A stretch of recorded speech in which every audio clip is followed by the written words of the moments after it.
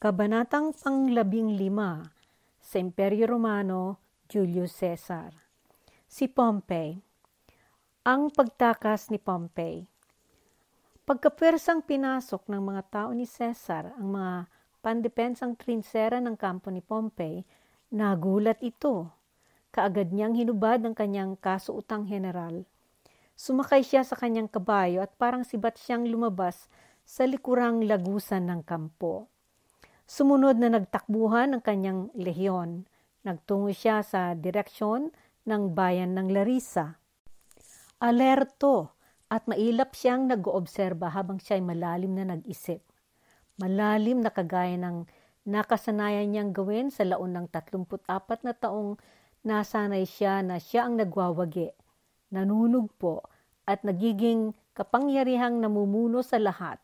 Subalit sa pagkakataong ito, sa unang pagkakataon, sa kanyang katandaan, ay mararanasan niya ang pagkatalo at sapilitang pagtakas. Naisip niya kung papaano na sa loob ng isa at kaisa-isang oras lamang ay nahugot sa kanya ang kapangyarihang nakamit niyang bunga ng mga nakaraang maraming digmaan at alitan. Siya, na kani-kanina lamang ay gwardyado ng napakakisig na porma ng impanterya at kabalyerya at ngayon ay tumatakas ng napakawalang kahalaga at isang napakababa na upang maiwasan niya ang pagpansin ng mga kaaway na naghahanap sa kanya.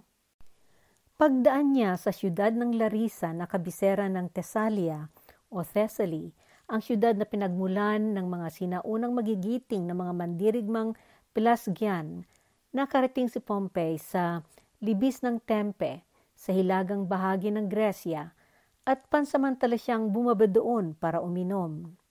Noong tumayo siya, tuloy-tuloy na siyang nagtungo sa may pampang ng dagat.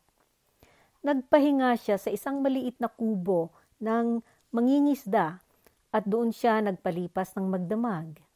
Sa madaling araw, sumakay siya sa sasakyang ilog at dala niya ang kanyang mga kasama ng mga libertini, mga mamamayang Romano na dating mga alipin na napalaya sa prosesong manumisyon at nabigyan ng karapatang mamamayang Romano.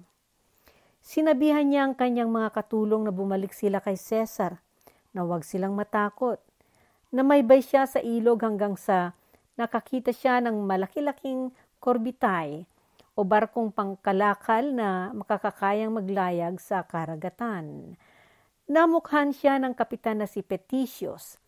Nagkataon na si Petitius ay nananaginip sa nakaraang gabi na si Pompey sa astang malungkot at mababa at hindi sa dating karaniwang gayak niya ay kinakausap siya.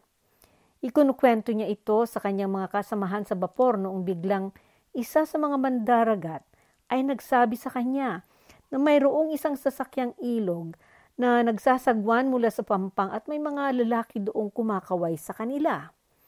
Lumingon si Petitius at nakilala niya si Pompey na ang itsura ay kung ano ang kanyang nakapanaginipan sa nakaraang gabi.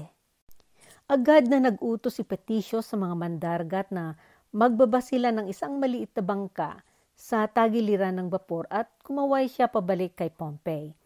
Naintindihan ni Petitius ang estadong pagbaliktad ng kapalaran para kay Pompey at hindi siya naghintay ng pakiusap sa tao kundi pinakyat niya agad ito kasama ng kanyang mga kasama sa bapor. Ang kanyang mga tagasilbi na sina Lentuli at Fabunius. Pagkatapos ay lumayag na sila. Hindi naglaon, nakita nila si Deiotarus, ang hari ng tribong Tulistobogii, na humahangos mula sa pampang at kinuha rin nila ito. Nasaksihan ni Petitius ang magalang at matapat na paglingkod ni na Fabonius at Lentuli sa kanilang amo na si Pompey. Noong magtatanggal ng sapato si Pompey, tumakbo sa kanya si Fabonius upang siya ang magtanggal at tinulungan niya itong maghilamos. Nagpatuloy nitong isinilbi sa kanyang amo na si Pompey ang kinagawiang paninilbi sa kanya noong nasa tugadog pa ito, magmula sa paghugas ng paa at paghanda ng pagkain.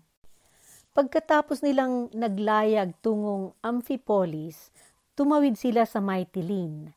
sa isla ng Lesbos para kuhanin at isama niya ang asawa niyang si Cornelia at ang anak niyang si Sextus.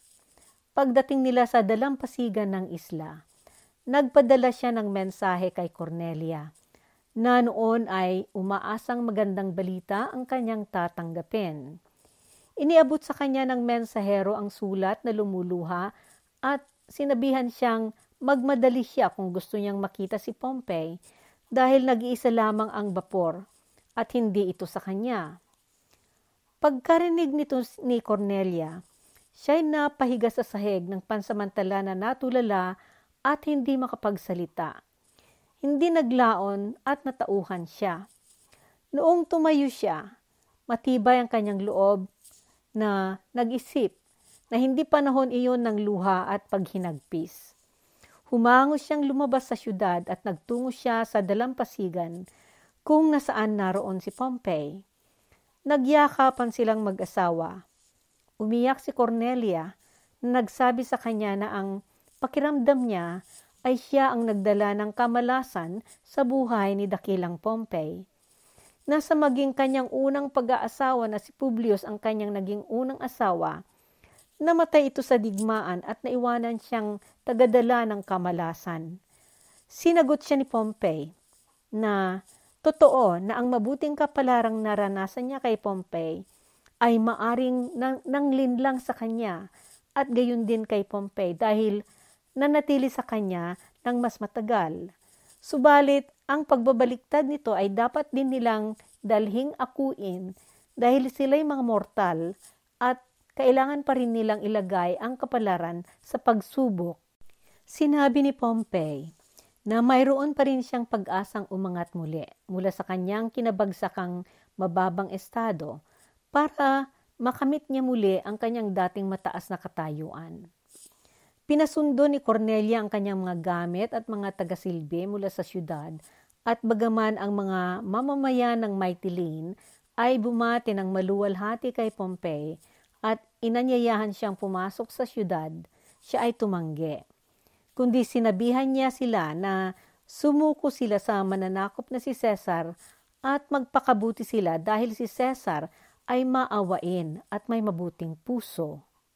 Sa puntong ito, maipaalala na si Pompey o Gnaeus Pompeius, bago nangyari ang kararaan lamang na digmaan sa Pharsalus kung saan na sa isang iglap ay nabago ang kanyang kapalaran, ay siya si dakilang Pompey na pinagsasandalan ng Senado ng Roma bilang pamunuan at bilang pinakadakilang general ng Roma. Sina Cesar at Pompeo ay magkasama at magkapanig sa politika ng matagal na panahon. Naging magbiyanan pa ang dalawa at naging magkaibigan. Subalit ang Senado ng Roma na binubuo ng iba-ibang mga makapangyarihan at aristokratong mga politiko ay naligalig sa paglakas ni Cesar na general at politiko at nakumbinse nila si Pompey na nakipanig sa kanila. Napuwersa si Pompey na magsanggalang para sa Senado sa maigsing preparasyon dahil na rin sa kanya-kanyang pagmaniobra muna ng mga senador na sa bandang huli ay umasa lamang din naman sa kanya. Mabalik tayo muli sa Mytilene, kung saan sinundo ni Pompey ang kanyang asawang si Cornelia at ang kanyang kabataang binatilyong anak na si Sextus. Habang naroon si Pompey, pinuntahan siya doon ni Cratipus ng Pergamon, ang kinilala noon na isang pilosopong dalubhasa sa pag-iisip na nasa lakbayan. Pansamantala na may nakausap si Pompey na pinagsabihan niya ng kanyang hinanakit tungkol sa pagpapala ng bathala.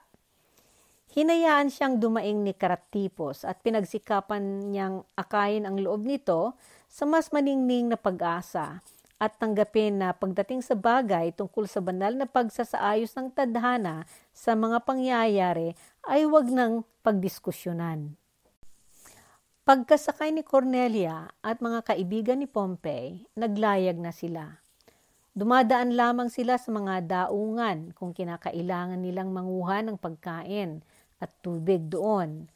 Ang una niyang dinaungan, pansamantala na syudad, ay ang Atalaya sa Pamphylia.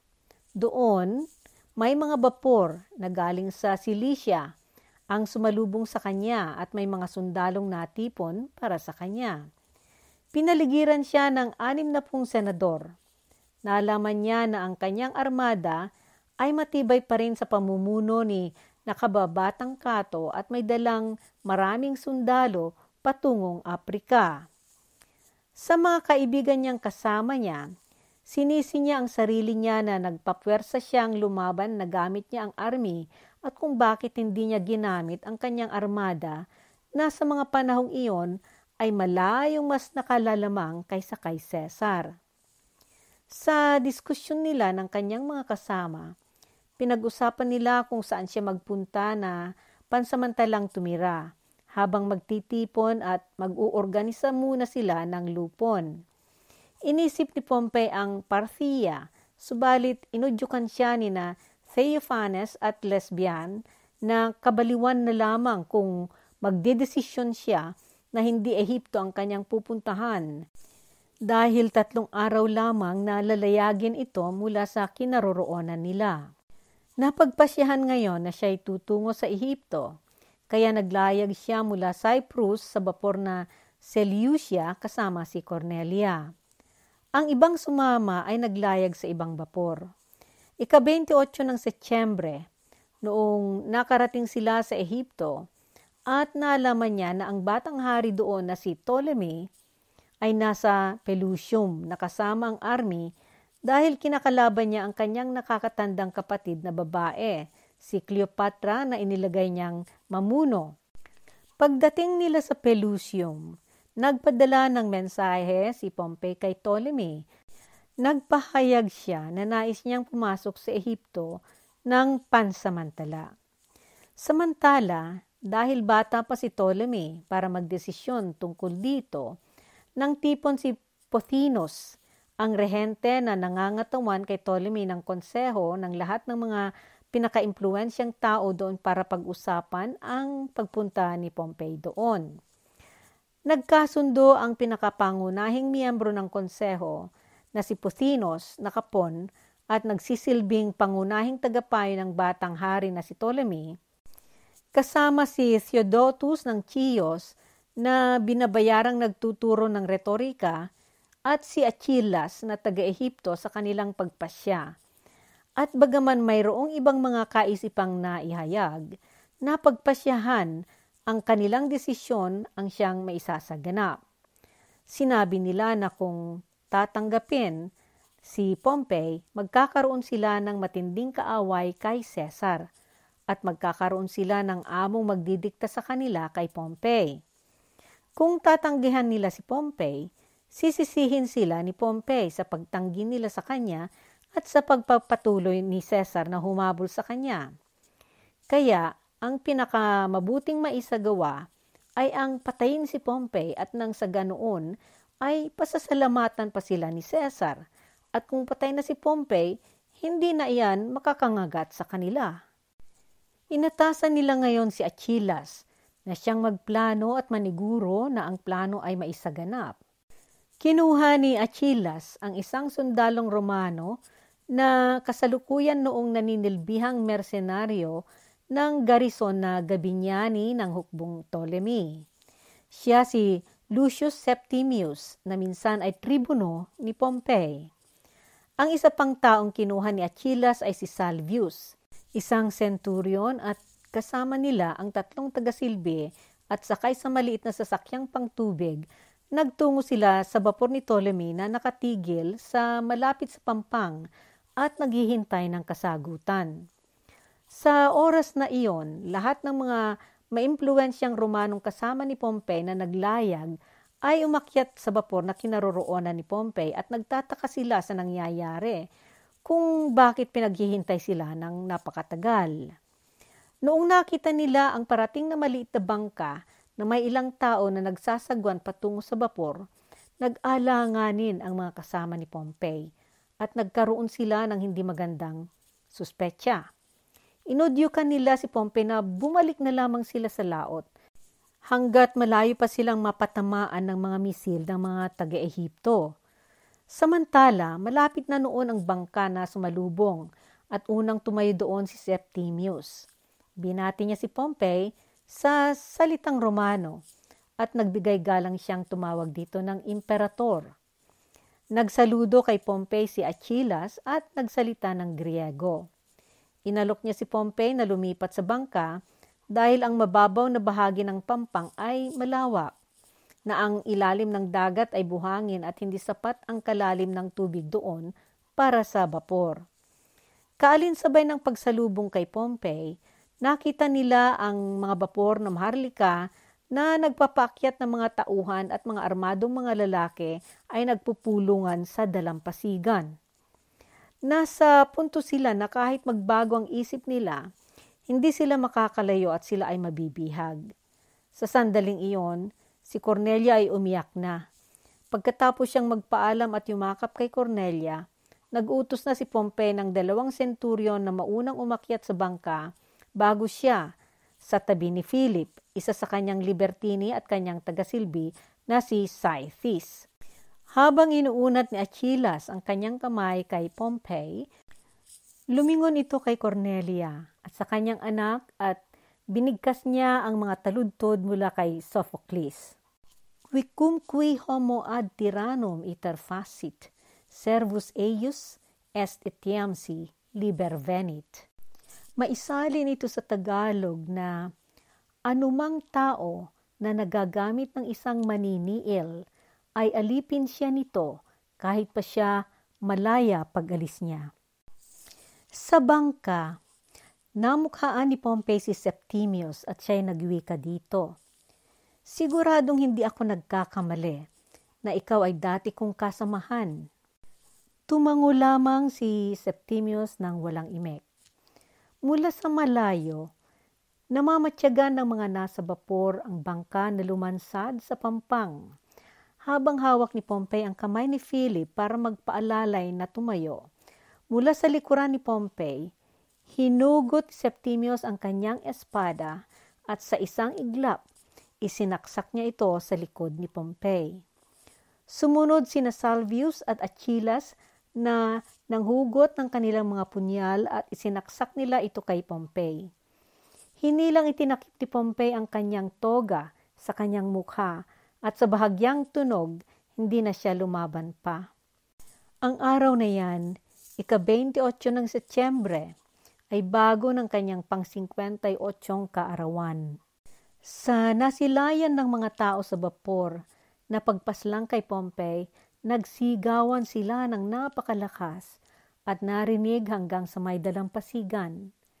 Kaagad silang naglayag paalis doon. Isang malakas na hangin ang dumating at itinulak ang kanilang mga bapor papuntang gitnang dagat. Dahil dito, bagaman gusto ng mga taga-Ehipto noon ang humabol, hindi na sila nagpatuloy. Tinigpas ni Septimius ang ulo ni Pompey. Inalis ang kanyang kasuotan at itinapon ang katawan niya sa pampang para masilayan ng mga naroroon. Hiniwa rin nito ang daliri ni Pompey na may singsing at kinuha niya ito.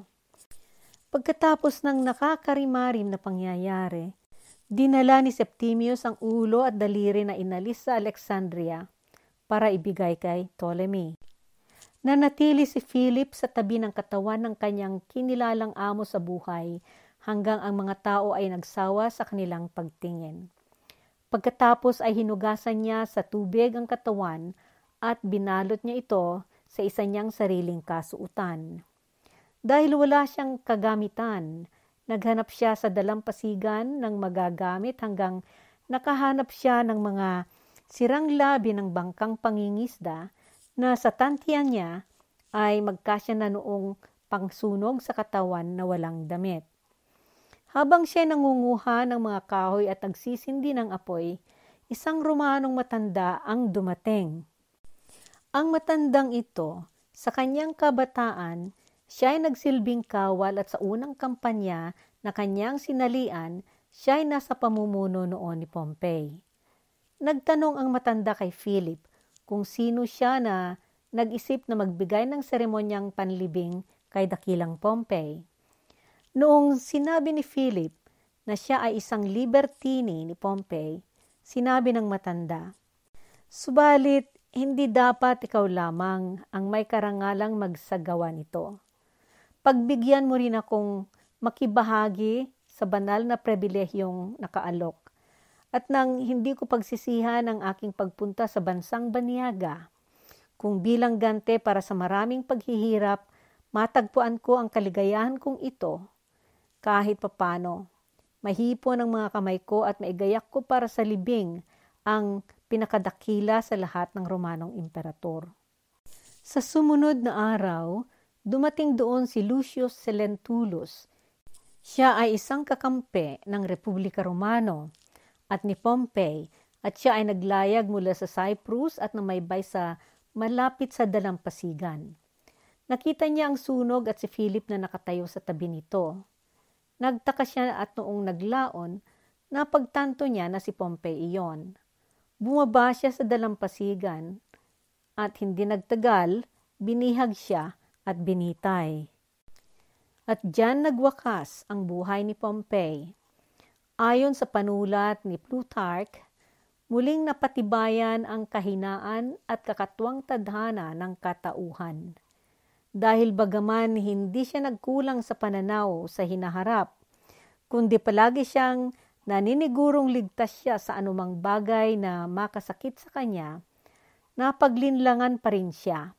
At kahit pa marami siyang hindi inasahang mga pananagumpay sa Aprika, at gayon din sa Asya at Europa, sa lupa man o sa karagatan, magmula pa noong siya ay kabataan, ngayon na siya ay mag-58, siya ay nilupig ng walang malinaw na katwiran. Bagaman nasupil niya ang buong karagatang Romano, siya ay napatay dito. At kahit paminsan siya ay naging amo ng 1,000 armada, siya ay winasak sa isang maliit na bangka nang malapit sa Ehipto ni Ptolemy na ang ama nito'y minsan niyang sinagip at ibinalik sa lupa at kahariang iyan. Itong tao na hanggang noon ay binabantayan pa ng mga Romanong sundalo, mga sundalong iniwan ni Gabinius bilang pabor na galing kay Pompey, at sa kadahilan ng kinapupuutan ng mga mamamayang Ehipto ang kanyang ama, itong mismong taong ito ang tilang pumaslang sa kanya na kamay ng parehong mga taga-Ehipto at mga Romano ang ginamit niya. At kaya si Pompey na dati ay minsang itinuring na siya'y pinakamakapangyarihan sa lahat ng Romano at napalayawan pa siyang Agamemnon dahil dito, ngayon ay nakatay na parang isa sa mga pinakamababang tao sa Ehipto, hindi lamang sa malapit sa bundok ng Cassius kundi sa anibersaryo ng araw ng kanyang panagumpay laban kay Mithridates at sa mga pirata. Kaya maging sa dalawang bagay na ito sa takbo ng kanyang buhay ay lubos na magkasalungat. Dahil sa araw na iyan sa nakaraan, nakamit niya ang pinakamaningning na pananagumpay samantalang ngayon, nagdusa siya ng pinakamasaklap na kapalaran. Muli, alinsunod sa isang orakulo, siya'y naghihinala sa lahat ng mga mamamayang nagngangalang Cassius, subalit sa halip na siya ang pakay ng balak ng sinumang nagngangalang Cassius, siya'y namatay at nailibing sa tabi ng bundok na may pangalang ganyan. Ang mga kasama ni Pompey sa bapor na naglayag pabalik ay nabihag. Marami ang nakatakas, kasama doon ang kanyang asawa at anak. Noong lumaon, nabigyan ng patawad si Cornelia at bumalik siya sa Roma. Samantalang ang anak-anakan niya, ang anak ni Pompeo na si Sextus, ay nagtungong Aprika para sumama sa kanyang nakakatandang kapatid na si Gnaeus Pompeius. Samantala, noong nalaman ni Caesar na nagpunta si Pompey sa Ehipto, nagmadali itong sumunod para habulin siya dahil sa pangamba niya na okupahan ni Pompey ang bansa at muli itong maging makapangyarihan. Dumating siya sa Alexandria ng Oktubre. Nalaman niya mula sa mga pinauna niyang naglayag na tauhan tungong Alexandria na si Ptolemy ay nasa Pelusium. Ngayon, hindi makapag-isa ang mga manunulat sa kasaysayan kung ilang araw ang pagitan magmula pagdating ni Pompey sa Pelusium at ang pagdating ni Caesar sa daungan ng Alexandria na kanyang pinagdiretsuhan. Subalit, batid na sa kasaysayan na ang pagkamatay ni Pompey sa Pelusium ay sa ika-28 ng Setyembre at si Caesar ay dumating sa Alexandria sa buwan ng Oktubre. Pagdating ni Caesar sa daungan, natuklasan niyang nagkakagulo ang mga tao sa syudad kaya hindi siya kaagad lumapag, subalit pumalaot siya. Pumasok siya sa syudad at nagpunta siya sa garrison na inatasan ng gobyernong Ptolemy na mamahala sa syudad hanggat walang pamunuan si Ptolemy doon. Sa unang pagpasok ni Caesar sa garrison ng Alexandria, binigyan siya ng magandang pakikisama ng mga opisyal ng Ehipto sa garrison. Dahil sa panahong iyon ay magkaalyansa ang Roma at Ehipto. Subalit hindi naglaon at sila'y nagsimulang magdamdam sa kanyang mapang-otoridad at mataas na pag-uutos na ang kanilang pangintindi ay mapanghimasok na pakikialam sa kapangyarihan ng kanilang hari. Nagreklamo ang mga opisyal ng Ehipto at mga mamamayan sa syudad sa pag-aasta at pakikipaghalubilo doon ni Caesar sa kanyang emperador na estado at ito'y nagbunga ng kaguluhan sa mga daan dahil ang mga tauhan ni Caesar at mga opisyal ng hukbong Ehipto ay nagkakaroon ng mainit na pagpapaligsahan. Napag-isip ni Caesar ang mag-ingat at manigurado kaya nagpadala siya ng mensahe sa Europa na nagpapatawag ng karagdagang lehyon sa Ehipto. Samantala, dumating ang balitang napatay si Pompey kay Caesar sa Alexandria. Ipinasalubong ito sa kanya ng alalay ni Ptolemy na si Theodotus at ayon sa mga manunulat sa kasaysayan, dala niya ang nakabalot at nakaimbalsamong ulo at daliri ni Pompey na may singsing at nakalagay sa basket. Sinabi nito kay Caesar na may ipinaaabot sa kanya na regalo si Haring Ptolemy. Tinangka ni Theodotus ang magbigay pangausap kay Caesar upang ipagkapuri ang kanilang pagkuha noon at upang bigyang halaga ang pagpupugot sa ulo ng kaaway ni Caesar at sabihing ito ay serbisyong inilaan sa kanya, kay Caesar. Kalinsabay ng pagsimula niyang manalumpate, tinanggal niya ang takip sa ulo ni Pompey at iniangat niya ito sa kanyang mga kamay. Sa puntong iyon, ang mga tampok sa mukha ay lumambot na at nabago na ang itsura. Sa unang pagkakita ni Caesar nito, hindi siya nagsalita o umiwas tumingin at tinitigan niya ito hanggang sa makilala niya ito ng sigurado. Pagkatanto niya sa iniabot sa kanyang alay, tumalikod siya na puno ng pagkamuhi at pandidiri sa ginawang karahasan. Inayawan niya ng tingnan muli ito. Biglang naging kamuhi-muhing mamamatay tao ang tingin niya kay Theodotus. Noong tiningnan niya ang putol na daliri na may singsing at namalasan niya ang pamilyar na disenyong ukit na leon na may taglay na espada sa kanyang mga paa, napaiyak siya. Hindi niya napigilan ang napaungol ng napakalakas. Sa puntong iyon, nakalimutan niyang naging kaaway niya ito, kundi naalala niya na ito'y naging asawa ng kanyang namatay na anak na si Julia. At sa isang banda, sa nakalipas na panahon, sila'y nagkaugnay bilang pamilya. Ang bumugsong pagkarimarim at bighati na kanyang naramdaman ay lalo lamang na pinatindi ng katotohanang ang pinaslang ay hindi lamang isang Romanong general, kundi dakilang general ng mga mamamayang Romano na nagbigay sa Roma ng karangalan at mga malalaking pananagumpay. Nabubukod tanging Romanong minsan ay hinirang sa napakataas na katungkulan sa pamunuan, na siya ay pinaslang ng traidoran, na ang nagsagawa nito ay mga hindi Romano at mga taong malayong maihahambing kay Pompey. Naisip ni Caesar na ang wagas ng pagkamatay ni Pompey ay insulto sa Roma. Ang pagdalamhati niya kay Pompey ay para sa kanya at para sa kanyang namatay na anak, ang pinakamamahal niyang anak na si Julia, na naging asawa ni Pompey. Si Julia na minsan ay na magpatibay sa samahan ni Caesar at ni Pompey, na noong pumanaw sa anhin ng panganganak, ang kanyang pagkawala ay siyang na magsimulang na magpalabnaw sa dating samahan ni Cesar at ni Pompey. Gayunman, sa matagal na panahon, sila ay nagkasama at nagkaibigan, at sa kanilang nangyaring paglalabanan, walang ginawang pagkasala si Pompey sa kanya o sa gobyerno ng Roma. Si Pompey ang naging biktima sapagkat mayroong tama at mali sa ganyang digmaan. At ngayon, pagkatapos na siya ay hinahabol ng nagwagi niyang kaaway, siya ay nilinlang na pinatay ng mga taong nagkunwari na mga kaibigan niya. Ang likas na kaloobang makatarungan na dati ng malakas na katangian ni Cesar ay sumilakbo. Nakaramdam siya ng malaking pagsisi sa mga naisip niyang mahabang karahasan at kamalian na kanyang isinulong laban sa kanyang dating kamipyong general at kaibigan na nagdala sa kanyang abang kinahinatnan. Nagpahayag siya ng paghinagpis para sa naging kapalaran ng kanyang manugang at sa pagkawala ng pagkakataon ng pagkakasunduan sana nila muli.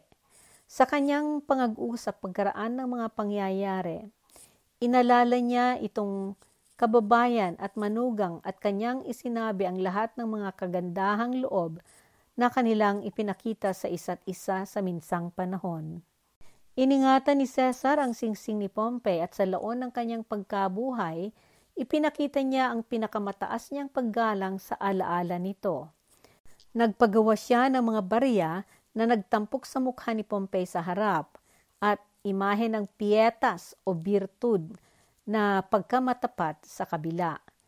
Sa ngayon, nananatiling nakatayo ang malaki at magandang haligi o pilar na ipinatayo ni Cesar para sa alaala ni Pompey sa Alexandria. Ayon sa ibang manunulat ng kasaysayan, itinakda ni Cesar na ipabalik ang ulo ni Pompey kay Cornelia upang mabigyan siya ng marangal na paglibing. Kung ang puso ng napabanal na pinuno ay hindi naging mahinay at maramdamin, si Pompey na hindi pa nagtatagal na dating tinitingalang pamunuan ng buong imperyo ng Roma, napabayaan na sanang natapon lamang ito na parang walang kahalagahan. May nagsasabing mga mananaliksik na ang ulo lamang ni Pompey ang ipinadala ni Cesar na maibalik kay Cornelia. Mayroon ding nagsasabi na ang abo ng kanyang nasunog na katawan ay kasamang naipabalik kay Cornelia at binigyan niya ito ng libing sa tirahan ni Pompey sa Alban, na ngayon ay naturingan ng Albano Laziale sa Italia. Sa ngayon, ang sepulkro ni Pompey ay nasa St. Road 7, Via Appia. Bumalik tayo sa panahong 48 bago kapanahunan ng Panginoon o 48 BC sa Alexandria sa Ehipto. Sa bahagi ni Cesar sa panahong iyon, pagkaraan ng mga sandali na sa sarili niyang pamamaraan, si Cesar ay nagbigay galang sa alaala ng kanyang napamartir na kapwa-Romanong general. Bagaman naging kaaway niya, hindi siya nagpabaya ng sandaling mag-isip na ang mga pangyayari ay nangangailangan ng maagap na aksyon sa Asya, kung saan niya pinadala si Domitius at gayon din sa Aprika para masupil ang ibang mga kasama ng mga lumalaban kay Cesar na mga optimatis. Subalit sa panahong iyon sa Alexandria, ang napapanahong hanging habagat na ang ihip ay nagmumula silangan ay nagpapahirap sa mga bapor na maglayag kaagad. Kaya sa pansamantala nilang paghintay ng pagbuti ng panahon at dahil alam na rin niya ang nangyayaring pag-aaway sa pamunuan ng magkapatid na Ptolemy at Cleopatra, naisip niyang ayusin ang hidwaan ng dalawang panig. Ang kinahinatnan nito ay matutunghayan sa susunod na mga kabanata. Samantala, ang naging kinahinatnan ng mga pumatay kay Pompey matutunghayan sa susunod na kabanata. Dito magtatapos ang ating 15 kabanata sa ating salaysay tungkol kay Gaius Julius Caesar ng Republika Romano. Abangan ang susunod nating naratibo.